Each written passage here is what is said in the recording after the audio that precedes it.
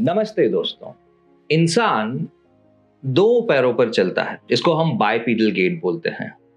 And आज जो talk मैं आपको दे रहा हूं उसमें ये बता रहा हूं कि इंसान के बाइपीडल गेट या फिर दो पैरों पर खड़े होकर चलने की कीमत हम जो अदा करते हैं कि इंसानों में वेरिकोज वेन या जो पैर की नसों की गठान है वो हर 4 में से एक इंसान में मिलती है।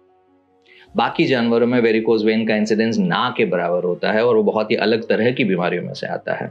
तो ऐसा क्यों है? अगर समझना चाहें तो प्लीज ये वीडियो पूरा देखिएगा, लाइक कीजिएगा, शेयर कीजिएगा, बिकॉज इस टॉपिक को लेके वेरिकोज वेन या जो नसों की गांठें होती हैं उसको लेके कंफ्यूजन बहुत है लोगों को और बहुत लोग एक्सप्लॉइट होते हैं। बहुत सारा ऐसा ट्रीटमेंट लेने की कोशिश करते हैं जो कि उनको एक्चुअली कहीं भी किसी भी तरीके से मदद नहीं करता, बट पैसे ही कंज्यूम होते हैं।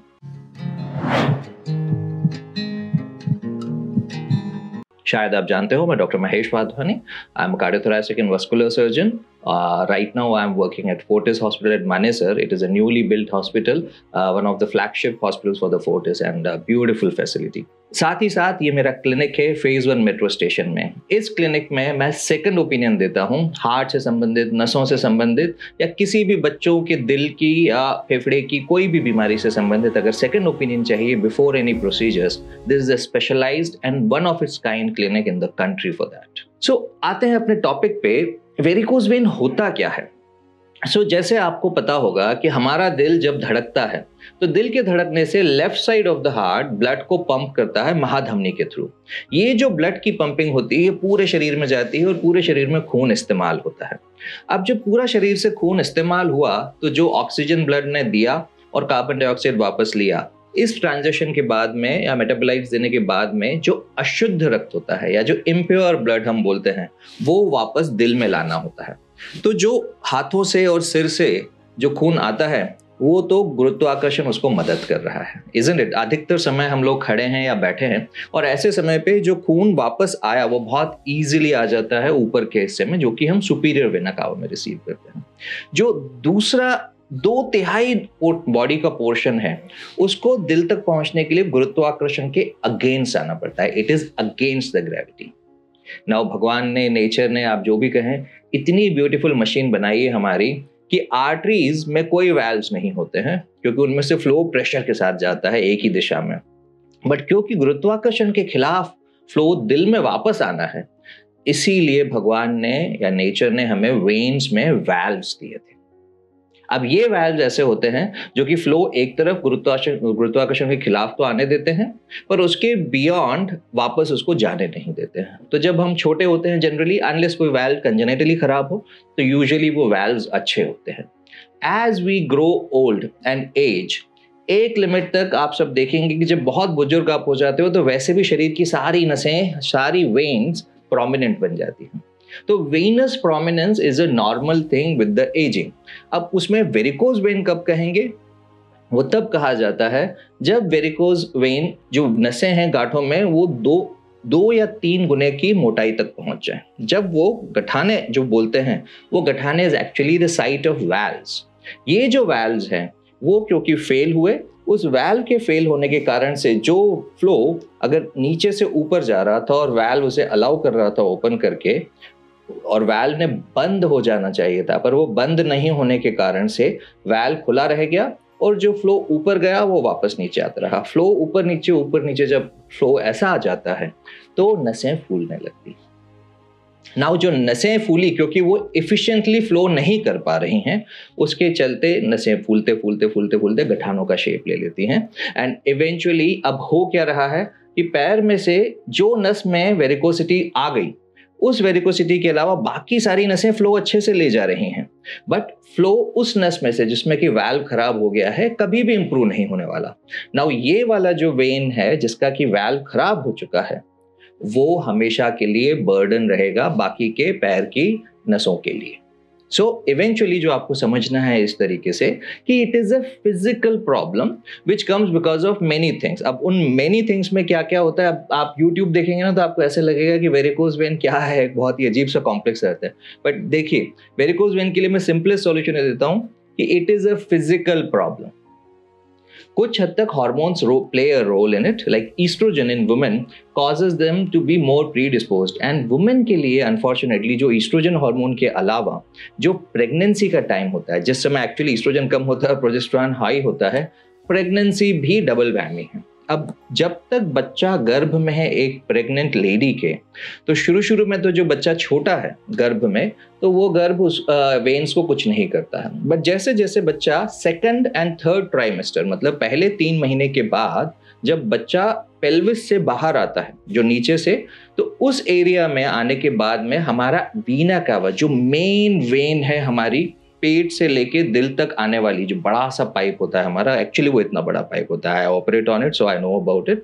इतना बड़ा जो वेन का हमारा साइज है, उस वेन के साइज में अनफॉर्चुनेटली फीटस के कारण अगर वो दबाव बना रहे, तो वो दबाव ओवर फ्यू मंथ्स, लाइक 4 से 5 महीने का पीरियड ऐसा होता है गर्भवती महिला में, जिसमें लेटर हाफ में ये कंप्रेशन बना रहेगा, पर्टिकुलरली तब जब लेटी हुई हो। जब खड़े हैं या फिर आगे बेंड कर रहे हैं तो फिर भी वो ऑफलोड हो जाती हैं वेन्स, या जब चलते फिरते रहें तो ऑफलोड हो जाती हैं। बट यही अगर हम पीछे करके वैडलिंग गेट जो बोलते हैं टिपिकली वुमेन का होता है, या जब लेटे हुए हैं, या फिर जो typically women in pregnancy like to be on recliners और लाइंग डाउन, तो ऐसे सिनारियो में वेन दब रही होती है। सो टिपिकली एक अच्छी ऑब्स्टेट्रिशियन या अच्छी गायनेकोलॉजिस्ट प्रेग्नेंट महिलाओं को सलाह यही देती हैं कि आप हो सके तो चलते फिरते रहिए, एक्टिव रहिए till the last day of your delivery. Delivery से 1 दिन पहले तक भी आप खूब चलिए, जितना वॉक करेंगे अच्छा है, और लेटें कम से कम। और अगर लेटें तो उसके लिए ट्रिक होती है कि लेफ्ट साइड में, बिकॉज जो हमारी वीना कावा होती है वो राइट साइड में होती है। आयोटा जो कि हाई प्रेशर वाली धमनी है वो लेफ्ट साइड में है, और वीना कावा राइट साइड में है। तो अगर आप लेफ्ट साइड में सोते हो तो अगर दबना भी है तो आयोटा को दबाने की पावर किसी भी स्ट्रक्चर में नहीं है, because it is the blood flowing. So high pressure के साथ जो फ्लो होता है आयोटा में, that can not be compressed easily. So vein की कंप्रेशन को हटाने के लिए first step to the women, left side की तरफ सोएं अगर आप प्रेग्नेंट हैं तो। वैसे भी इन जनरल अगर हम देखें कि जो व्यक्ति बहुत सेडेंट्री है, जो व्यक्ति बहुत चलता नहीं है, अब उसमें हम हमारे सेकंड हार्ट, याद है मैंने सेकंड हार्ट के बारे में आपको पहले भी बताया था हार्ट फेलियर वाले वीडियो में।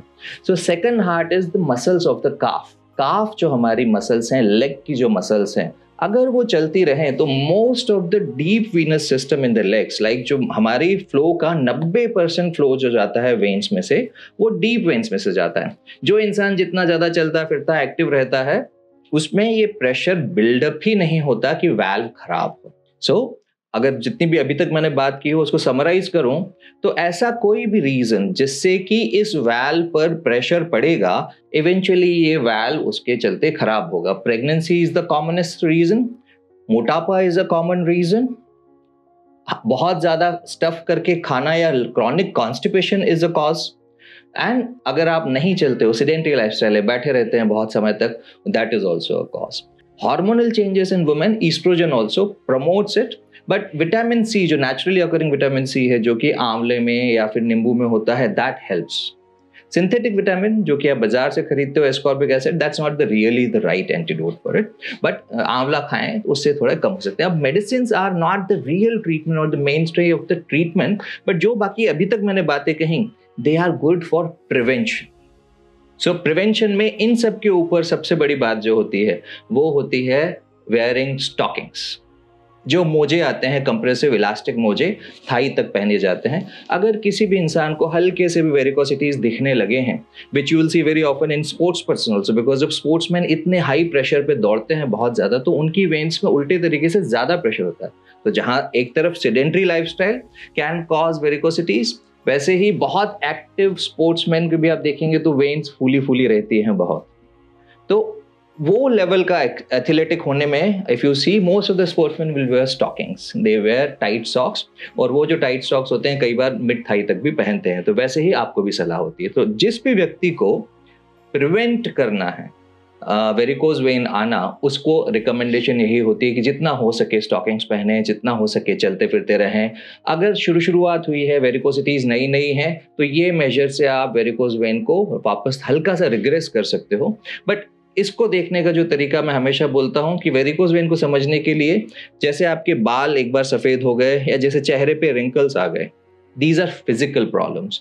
वैसे ही वेरिकोसिटीज एक बार बहुत बोल्ड हो गई, बहुत मोटी हो गई, तो it is a physical problem, it is not going to go with away with the medicines. Stockings is a very good way to curb them. अब वेरिकोज वेन को डिजीज कब बोलेंगे? देखिए, अगर हम महिलाओं को देखेंगे तो जिन महिलाओं ने प्रेगनेंसी की है, पर्टिकुलरली 2 बार 3 बार 4 बार बच्चे पैदा किए हैं, उनमें 100 में से 80 महिलाओं को वेरिकोसिटीज होंगी ही होंगी। 100 में से 95 में होंगी एक्चुअली, बट 100 में से 80 महिलाओं में तो वेरिकोसिटीज मिलेगी। क्या उसको बीमारी बोलेंगे? नो। फॉर सच वुमेन, अगर पैरों में सूजन आने लगे, वेरिकोसिटीज हैं, जो वेरिकोसिटीज बढ़ती जा रही हैं, और एक स्टेज आने के बाद में जब सूजन आए, तब उसको हम बोलेंगे कि ये बीमारी का रूप ले रही है, और इसको अगर इस स्टेज पे नहीं रोका गया तो फिर आगे जाके वो पैर के लिए घातक हो सकती है। तो सच पीपल जिनको वेरिकोज वेन्स हैं और पैरों में सूजन आना शुरू हुई है, दैट इज व्हाट वी से स्टेज 3 वेरिकोसिटीज, एंड उस स्टेज से वी नाउ कंसिडर यू कि आपको ये बीमारी का रूप ले रही है। हम में से अधिकतर इंसान पूरी जिंदगी जी लेंगे, मौत हो जाएगी, उनमें ये बीमारी का रूप नहीं लेगी। अधिकतर लोगों को जो ये प्रॉब्लम है स्टेज 1 या स्टेज 2 में होती है, और स्टेज 1 या स्टेज 2 में बस हम जो डिफाइन करने के लिए बोलते हैं, स्टेज 1 है छोटी छोटी नसें, जो कि प्रैक्टिकली हर प्रेग्नेंट महिला में मिलेगी जिसने भी प्रेगनेंसी ली हुई है, या फिर ऐसे पुरुष जिनके लिवर सड़ चुके हैं, क्योंकि जिनका लिवर सड़ चुका है ऐसे पुरुषों में ईस्ट्रोजन ज्यादा होता है, और वो ईस्ट्रोजन के कारण से स्पाइडर वेन्स बन जाती हैं, छोटी छोटी वेन्स, वो स्टेज 1 होती है। जो बड़ी वेन्स हैं, मेन बड़ी बड़ी वेन्स हैं, अगर वो केवल दिख रही हैं तो उसको स्टेज 2 बोला जाता है। जब सूजन तक पहुंचे तो उसको स्टेज 3 बोला जाएगा। अब स्टेज 4, 5 इज सीरियस, एंड कुछ लोग स्टेज 6 भी बोलते हैं, I will not go to that, but जो बेसिक समझना है कि लंबे समय तक सूजन अगर बनी रही तो ये सूजन क्यों हो रही है? क्योंकि वेन्स में खून पूल हो रहा है, खून पड़ा रह रहा है बहुत समय से, जिसके कारण वेन फूली हुई है। अब इन वेन से क्योंकि खून फ्लो नहीं कर पा रहा है और पड़ा हुआ है, तो या तो वो खून का थक्का बन जाएगा और उससे पेन की प्रॉब्लम शुरू हो जाएगी, जिसको हम थ्रोम्बोफ्लेबाइटिस बोलते हैं, या फिर उसी खून से रिसाव होते होते होते होते हमारा जो हीमोग्लोबिन होता है, जो हमारा ब्लड के सेल्स हैं, वो लाइस होते हैं वहीं पे पड़े पड़े, खत्म हो जाते हैं, और उनमें से हीमोग्लोबिन रिसाव होके पैर में आना शुरू होता है, तो उसके कारण पैर काले पड़ना शुरू हो रहे हैं। तो अगर आपको सूजन है, this is a right time to get what we call as a laser ablation done. But अगर कालापन आना पड़ा है तो भाई इसके बाद तो बिल्कुल वेट मत कीजिए। अगर पैर में particularly medial aspect of the पैर, जो अपना पैर का अंदर का हिस्सा होता है, नियर द एंकल, एंकल के जस्ट ऊपर, अगर इस एरिया में आपको कालापन आने लगा है, ब्राउनिंग होने लगा है, तो इसका मतलब है कि अब आप स्टेज 4 में आ गए हो और आपको पैर आगे जाके खराब होने वाला है। स्टेज 4 से स्टेज 5 कब बोला जाता है? जब ये सूजन इतनी हो जाए, वहां पे इतना रिसाव हो जाए कि वहां के स्किन के सेल्स को पोषण ही नहीं मिले। जब पोषण नहीं मिलता है उनको, तो उसके चलते इवेंचुअली वहां पर अल्सर्स बनने लगते हैं, वीनस अल्सर्स बनने लगते हैं। अल्सर बनना है stage 5, and stage 6 is even worse, I will not go into that. But जो बेसिक चीज है कि फिजिकल प्रॉब्लम है तो इसका इलाज भी फिजिकल होता है। So simplest physical treatment is walking around, या फिर एलिवेटिंग द लेग। अगर आप बैठे हुए हैं, पैर चढ़ा के बैठेंगे, तो जितनी देर तक पैर ऊपर किया हुआ है उतनी देर तक में थोड़ा वेन का प्रेशर कम हो जाएगा। पर कब तक आप ये करेंगे? ये सारा दिन तो नहीं कर सकते हैं। आप कोई अगर काम करते हैं, पर्टिकुलरली अगर आपका काम ऐसा है जिसमें आपको खड़े रहना है, तो केवल पैर खड़े करके या सीधे करके आप उसमें कोई स्पेशल आसन करके आप उसको कोई बेनिफिट नहीं दे सकते हैं। लोग यूट्यूब पे बहुत बोलते हैं सीधे आसन कीजिए और वेरिकोज वेन चली जाएंगी, दैट्स रबिश। सो अगर आप इस स्टेज पे हैं कि आपको सूजन आने लगी है, तो stockings is a very very good way to reduce your swelling. तो स्वेलिंग और वेन का प्रोग्रेशन रोकना, कि भाई जितनी वेन अब बन चुकी है उसको तो मैं नहीं हटा सकते, कम से कम ये बढ़े नहीं। तो ऐसे लोगों में जिनकी उम्र 50, 60, 70 के पार चली गई है, अब आगे 10, 20, 30 साल की जिंदगी बाकी है, stockings can be a good way if you want to avoid a surgery. But for people जो कि 20-30 साल की ही एज के हैं, 40 साल की ही एज के हैं, and they continue like this, उन लोगों के लिए आई स्ट्रांगली रिकमेंड, अगर आप स्टेज 3 या स्टेज 4 में पहुंच चुके हो, तो laser vein ablation is a wonderful tool for you. गए वो जमाने जब हम वेरिकोज वेन को चीरे लगा के हम ठीक करते थे, चीरे लगा के पूरी वेन निकाल दिया करते थे, उसको हम वीनस स्ट्रिपिंग कहते थे। प्रोसीजर ही बहुत गंदा होता था, एंड मैंने पहली बार ये प्रोसीजर किया था 25 साल पहले। soon after my MBBS. And I tell you, वो प्रोसीजर इतना बोरी था कि मैंने कभी किसी पेशेंट को उसके बाद वेन की सर्जरी के लिए कई सालों तक रिकमेंड नहीं किया जब तक लेजर वेन्स नहीं आए। तो लेजर वेन में आज सिंपल होता है, बहुत ही, एक फाइबर होता है, फाइबर अंदर डालते हो और उस फाइबर के साथ में पूरी वेन अंदर ही अंदर से नष्ट कर देते हो। ये वेन वैसे भी फंक्शनल नहीं है, माइंड यू, कि इसके कारण से कोई खून सर्कुलेशन ऊपर नहीं जा रहा है बिकॉज इसका वाल्व खराब है। तो ऐसे में अगर ये वेन अंदर से नष्ट करते हैं तो ये पैर को मदद ही करती है, सूजन कम ही करती है, सिम्टम्स हमारे रिलीव भी होते हैं। सो लेजर किसने करवाना चाहिए, अगर आप ऐसा सवाल मुझसे पूछें तो स्टेज 3 जिसको सूजन है पैरों में और साथ साथ अगर थोड़ा भारीपन या दर्द महसूस होता है, ऐसे लोगों ने जरूर लेजर कराना चाहिए। स्टेज 4 सारे लोग जिनमें पैर में वो काला रंग आने लगा है नीचे मीडियल साइड में, जरूर कराना चाहिए। स्टेज 6 में तो मजबूरी हो जाती है, क्योंकि जब तक उस वेन को हम ठीक नहीं करेंगे उसको अल्सर ठीक नहीं होने वाला है। So stage 3, stage 4 and stage 5 and 6 के लोगों को definitely you should get a laser vein ablation done. And sometimes अगर वेन बहुत फूल गई है, वो 9-10 मिलीमीटर के ऊपर चली गई है, 1 सेंटीमीटर के पार हो गई है, तो फिर लेजर वेन से भी काम नहीं चलता, फिर उसमें थोड़ी थोड़ी छोटे छोटे सर्जरी के लिए चीरे लगाने पड़ते हैं जिसको हम मल्टीपल लाइगेशंस बोलते हैं।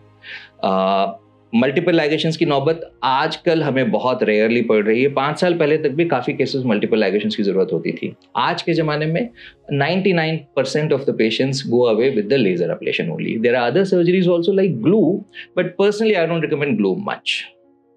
So I hope इससे वेरिकोज वेन के बारे में आपको कुछ नया जानकारी मिली हो। If you like this video, please share and subscribe to my channel also. Thank you.